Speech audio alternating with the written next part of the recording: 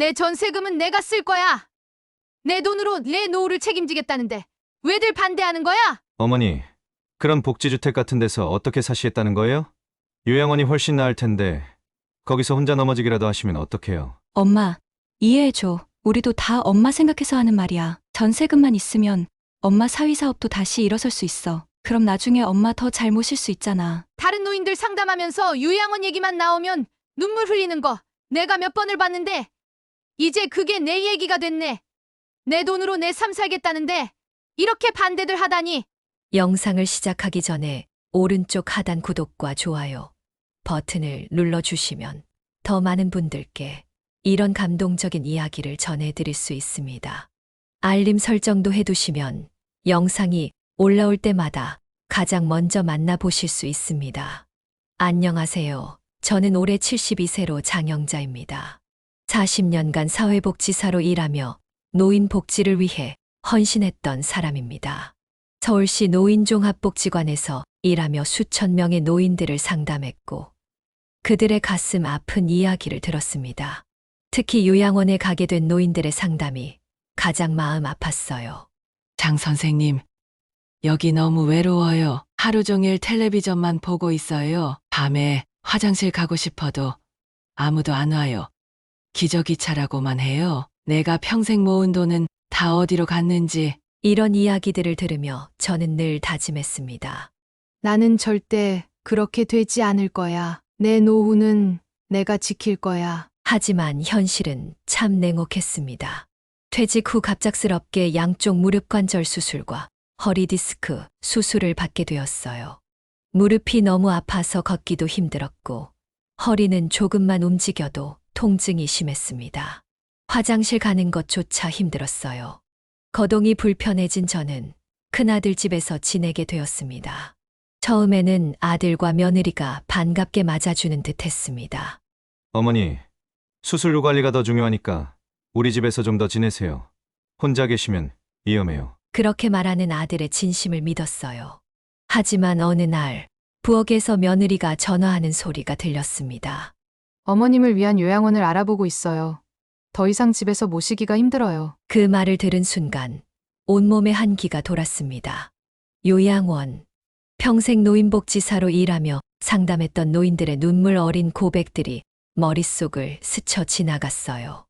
내가 그렇게 될 줄은 몰랐는데. 40년 동안 노인복지 상담하면서 들었던 그 이야기들이 이제 내 현실이 되다니.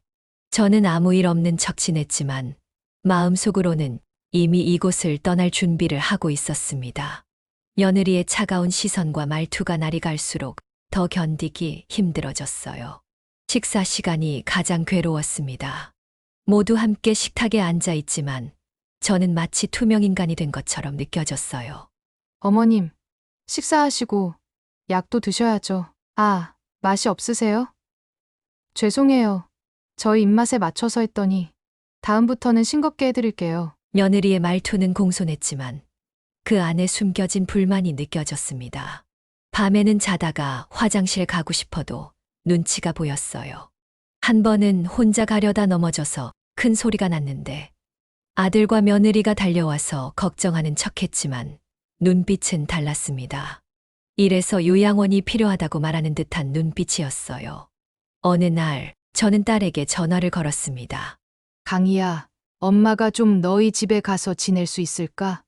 너희 집은 아파트라 화장실도 가깝고 좋을 것 같아서. 엄마, 갑자기 왜 그래? 무슨 일 있어? 오빠네 집이 더 넓잖아. 우리 집은 방도 하나 모자라. 엄마가 좀 눈치 보여서 그래. 네 오빠네는 아무래도 내가 불편하게 하는 것 같아서. 아, 그런 일이 있었구나. 알았어, 일단 와봐. 우리 집도 좁아서 오래 있기 힘들 거야. 애들 방은 비좁고 거실 소파에서 자라는 건 허리 아픈 환자한테 말도 안 되고. 딸의 망설임이 느껴졌지만 어쩔 수 없이 그녀의 집으로 옮겨갔습니다. 하지만 이곳에서의 상황도 크게 다르지 않았어요. 오히려 더 위태로운 느낌이었습니다. 집이 좁다 보니 제가 차지하는 공간이 더 부담스러워 보였거든요. 엄마, 이거 이따가 먹어. 조금 이따 우리 나가야 해서 문 잠그고 가려고. 열쇠는? 엄마 혹시 밖에 나갈 일 있어? 아니, 어디 갈 데도 없어. 그냥 텔레비전이나 보게. 알았어. 냉장고에 과일 있으니까 드시고. 저녁엔 내가 뭐 사올게. 오늘은 좀 늦을 거니까 엄마 먼저 자. 저는 하루 종일 텔레비전만 보며 시간을 보냈습니다. 방은 사위가 쓰는 서재에 간이 침대를 놓아 만들어진 곳이었어요. 사위의 책과 물건들 사이에 놓인 침대에서 저는 이방인 같은 느낌을 받았습니다. 딸과 사위가 출근하고 나면 집은 너무 조용했어요. 걷기도 힘들어서 밖에 나가기도 쉽지 않았습니다. 식사 시간도 어색했습니다. 손주들은 저를 의식해서인지 평소보다 조용히 밥을 먹었고 사위는 간간히 형식적인 질문만 던졌어요. 어머님, 오늘 좀 어떠셨어요? 불편한 건 없으셨어요? 응, 괜찮았어. 그냥 집에서 쉬는데 뭐. 그러셨구나. 내일은 우리 애들 학원 가는 날이라 집이 좀 시끄러울 수 있어요. 어머님 미리 양해 부탁드려요. 어느 날 밤 딸과 사위는 제가 잠들었다 생각하고 나눈 대화가 제 귀에 들어왔습니다. 여보, 장모님 언제까지 여기 계실 생각이시래? 우리도 공간이 좁은데. 나도 모르겠어. 오빠네도 힘들다 하고. 엄마 전세금으로 요양원에 모시는 게 어떨까 싶어. 그게 좋겠네. 장모님도 전문적인 케어를 받으실 수 있잖아. 근데 전세금이 얼마나 되시는데? 2억 정도? 요양원 비용 내고 남는 돈으로 우리 남편 사업 자금 좀 대줄까? 그거 좋은 생각이네. 내가 지금 자금이 좀 필요한데. 그 순간 제 심장이 쿵 내려앉는 느낌이었습니다. 자식들이 나를 요양원에 보내고 내 돈을 사용하려는 계획을 세우고 있었어요. 평생 모은 돈, 내 노후를 위한 돈인데. 다음 날 아침 저는 결심했습니다. 강희야, 나 내 집으로 돌아갈 거야. 엄마, 갑자기 왜? 엄마 혼자 지내기 힘들 텐데. 괜찮아. 엄마가 알아서 할게. 엄마, 그러지 말고 사실 오빠랑 나랑 얘기해봤는데 엄마 요양원 좋은데 알아봤어. 어때? 요양원? 응. 엄마 무릎도 안 좋고 허리도 아프니까 전문적으로 돌봐주는 게 좋을 것 같아서. 내가 40년 동안 노인복지사로 일하면서 요양원에서 얼마나 많은 노인들이 우는지 봐왔는데 네가 날 거기로 보내겠다고? 이때 큰아들이 전화로 합세했습니다. 엄마, 우리끼리 다 얘기했어요.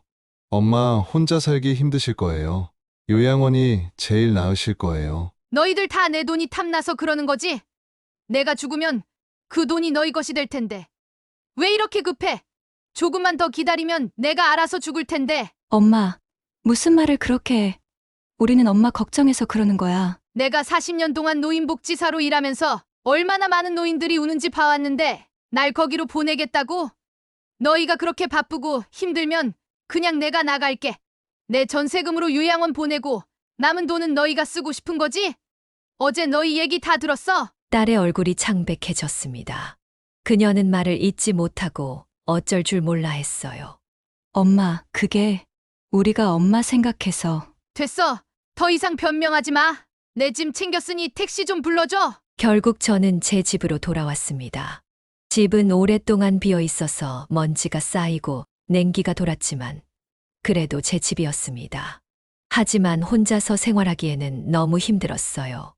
무릎과 허리 통증으로 움직이기가 쉽지 않았고 장을 보거나 집안일을 하는 것도 큰 부담이었습니다.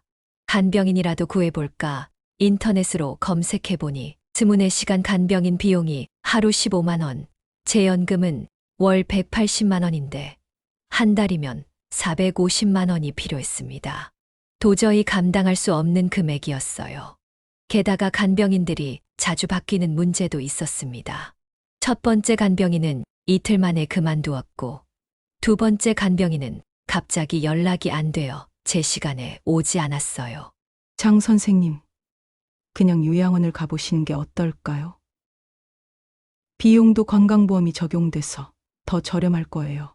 세 번째 간병인의 말에 저는 잠시 고민했습니다. 큰아들도 계속 요양원을 권했습니다. 어머니, 한번 같이 가봐요. 시설 좋은 데로 알아봤어요. 결국 아들의 손에 이끌려 요양원을 방문했습니다. 겉으로 보기에는 깨끗하고 시설도 좋아 보였어요. 하지만 그곳에서 제가 예전에 상담했던 할머니를 만났습니다. 장 선생님, 여기서 뭐 하세요?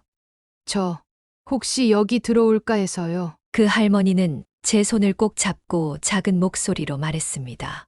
장 선생님, 제발 여기 오지 마세요. 밤에는 아무도 안 오고 약 먹고 그냥 자라고만 해요.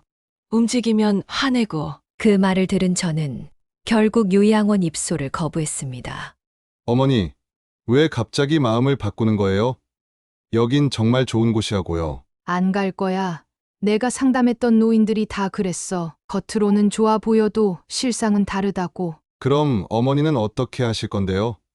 혼자 못 사시잖아요. 내가 알아서 할게. 집으로 돌아온 후 저는 해결책을 찾기 위해 고민했습니다. 그러던 중 주민센터에 가서 상담을 받아보기로 했어요. 혹시 노인분들이 혼자 살 수 있는 시설 같은 게 있을까요?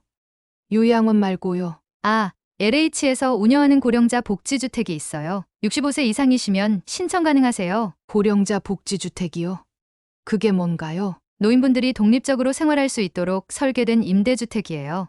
무장의 설계로 되어 있고 비상벨도 설치되어 있어서 위급 상황에 대응이 가능해요. 또 생활지원사가 정기적으로 방문해서 안부도 확인하고 필요한 도움도 드린답니다. 비용은 얼마나 하나요? 보증금이 있긴 하지만 월 임대료는 12만 원 정도예요. 소득에 따라 조금씩 차이가 있지만요. 12만 원. 제 연금으로 충분히 감당할 수 있는 금액이었습니다. 게다가 사회복지사로 일했던 경력 덕분에 가산점도 받을 수 있다고 했어요. 어디에 신청하면 되나요? LH 홈페이지나 주민센터에서 신청하실 수 있어요. 다음 달에 입주자 모집이 있을 예정이니 서둘러 준비하시는 게 좋을 거예요. 희망이 보이기 시작했습니다. 집으로 돌아와 LH 고령자 복지주택에 대해 더 자세히 알아봤어요. 넓진 않지만 혼자 살기에는 충분한 크기였고, 문턱이 없고 화장실에 안전바가 설치되어 있어 거동이 불편한 노인들을 위한 설계였습니다.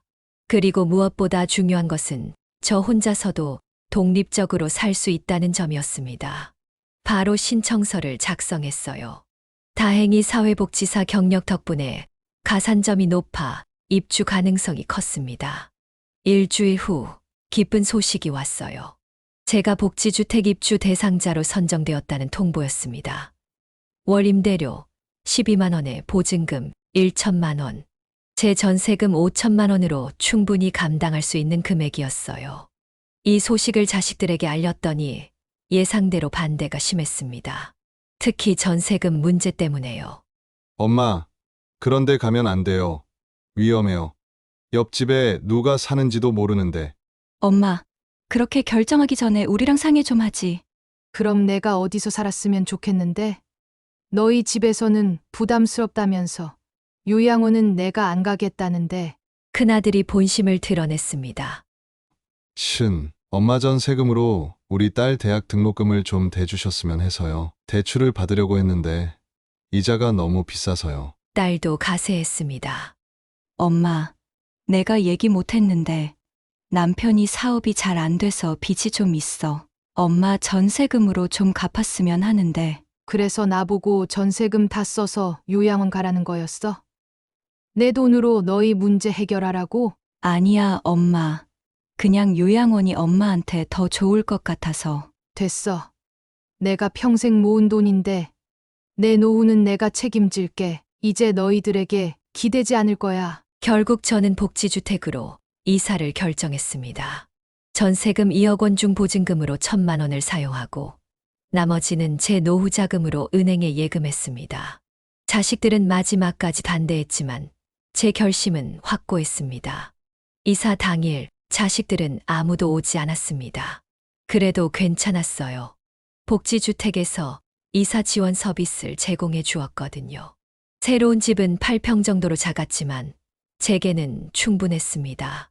무엇보다 제 공간이라는 점이 좋았어요. 처음 며칠은 낯설고 외로웠지만 곧 이웃들과 인사를 나누기 시작했습니다. 같은 처지의 노인들이 많아서 금방 친구가 되었어요. 저는 옆집에 사는 박순자라고 해요. 혹시 내일 같이 체조 교실에 가실래요? 체조 교실이요? 재미있겠네요. 같이 가요. 단지 내에는 노인들을 위한 다양한 프로그램이 있었습니다. 체조 교실, 노래 교실, 미술 수업 등. 저는 체조 교실에 다니기 시작했고 무릎 운동을 꾸준히 하면서 상태가 조금씩 나아졌어요. 또한 제 40년 경력을 살려 단지 내 상담 봉사 활동도 시작했습니다. 요양원에 가기 싫어하는 주민들에게 다른 선택지가 있다는 것을 알려주고 필요한 정보를 공유했어요. 이렇게 6개월이 지났을 때 큰 변화가 있었습니다. 꾸준한 운동 덕분에 무릎 상태가 많이 좋아져서 지팡이만으로도 걸을 수 있게 되었어요. 허리 통증도 줄어들었고요. 그리고 자식들이 조금씩 연락을 해오기 시작했습니다. 처음에는 어색했지만 점차 관계가 회복되어 갔어요. 어머니, 잘 지내세요? 제가 너무 이기적이었네요. 용서해 주세요. 괜찮아. 너희도 각자 사정이 있었겠지. 엄마는 여기서 잘 지내고 있어. 이제 자식들이 한 달에 한두 번씩 방문하고 있습니다. 처음 왔을 때 그들의 놀란 표정이 아직도 생각납니다. 어머니, 여기 생각보다 괜찮네요.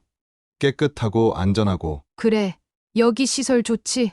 무장의 설계라서 화장실도 넘어질 걱정 없고 비상벨도 있어서 언제든 도움을 요청할 수 있어. 우리가 너무 어머니를 과소평가했어요. 이렇게 독립적으로 사실 수 있을 줄은 몰랐어요. 딸아이는 제 작은 주방을 보더니 눈시울을 붉혔습니다.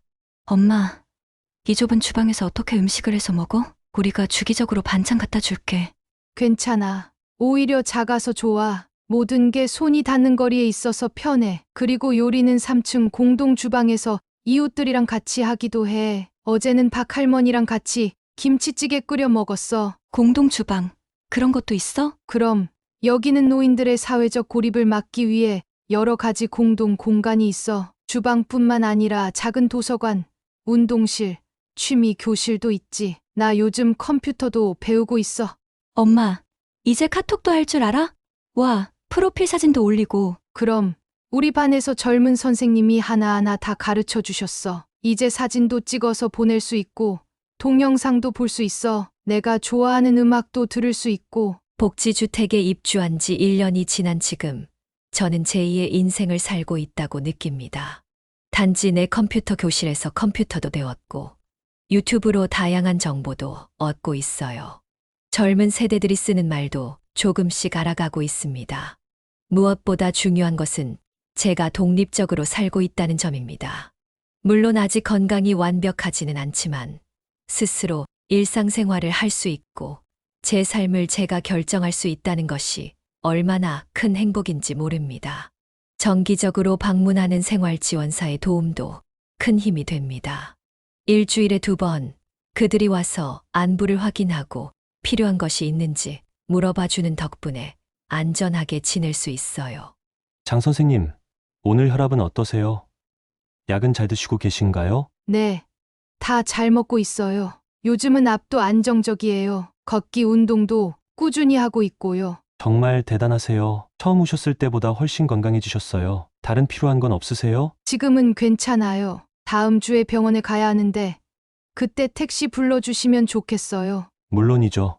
미리 알려주시면 제가 예약해 드릴게요. 제가 이렇게 잘 지내는 모습을 본 자식들도 이제는 제 선택을 인정하고 존중해 줍니다.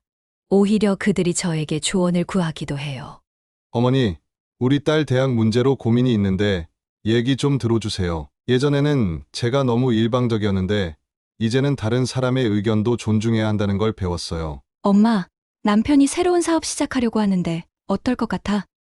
예전에 내가 너무 쉽게 결정했다가 실패했거든. 이번엔 신중하게 생각해 보려고요. 가족 관계도 훨씬 건강해졌습니다. 더 이상 돈 문제로 갈등하지 않고 서로를 존중하는 관계가 되었어요. 손주들도 이제는 정기적으로 저를 찾아와 함께 시간을 보냅니다. 할머니, 저 학교에서 나의 롤모델 발표를 해야 하는데 할머니에 대해 발표해도 될까요? 할머니처럼 독립적이고 강인한 노인이 되고 싶어요. 이런 말을 들으면 가슴이 뭉클해집니다. 제 선택이 결국은 저뿐만 아니라 가족 모두에게 좋은 영향을 미쳤다는 생각이 들어요. 저는 이제 제 경험을 다른 노인들과 나누고 싶습니다. 요양원만이 유일한 선택지가 아니라는 것, 노인도 독립적으로 살 수 있다는 것, 그리고 무엇보다 자신의 노후는 스스로 결정할 수 있다는 것을 알려주고 싶어요. 제 이야기가 비슷한 상황에 처한 다른 노인분들에게 도움이 되었으면 합니다. 노인이 되었다고 해서 자신의 삶에 대한 결정권을 포기할 필요는 없습니다. 자식들의 도움이 필요할 수도 있지만 그렇다고 해서 자신의 의지와 선택권까지 넘겨줄 필요는 없어요. 특히 자신의 노후 자금은 스스로 관리하는 것이 중요합니다. 저는 이제 72세지만 아직도 배우고 성장하고 있습니다. 복지주택에서의 생활은 제게 새로운 시작이 되었어요. 이제는 제 삶의 주인으로 당당하게 살아가고 있습니다. 청취자 여러분, 나이가 들었다고 해서 꿈을 포기하지 마세요. 72세에 시작한 저희 독립생활이 증명하듯 인생의 이막은 언제든 시작할 수 있습니다. 자신을 믿고 자신의 선택을 존중하세요. 여러분도 이 영상을 보시고 용기 내어 새롭게 시작하시고 싶은 분이 있다면 댓글로 여러분의 이야기를 들려주세요. 구독과 좋아요, 알림 설정까지 해주시면 더 좋은 영상으로 보답하겠습니다. 노후의 이야기였습니다. 감사합니다.